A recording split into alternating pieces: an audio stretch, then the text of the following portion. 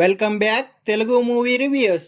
మన మాస్ రాజా రవితేజ గారి మేనల్లుడైన అవినాష్ వర్మ గారు మెయిన్ లీడ్ రోల్గా నటించిన మూవీ జగమెరిగిన సత్యం. ఈ మూవీ సన్ నెక్స్ట్ ఓటీటీ ప్లాట్ఫామ్లో తెలుగులో కూడా స్ట్రీమ్ అవుతుంది. ఈ మూవీ ఒక విలేజ్ డ్రామా థ్రిల్లర్ మూవీ.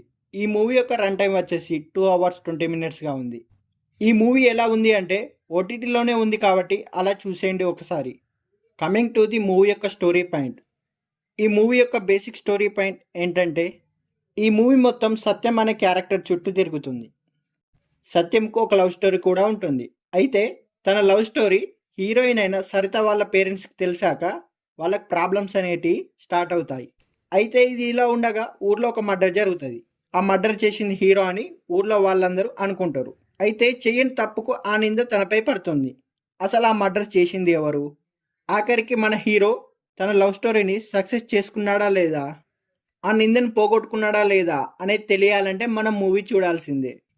ఈ మూవీకి బిగ్గెస్ట్ పాజిటివ్ పాయింట్ ఏంటంటే, ఈ మూవీ మొత్తం విలేజ్ నేటివిటీతో బాగా తీశారు.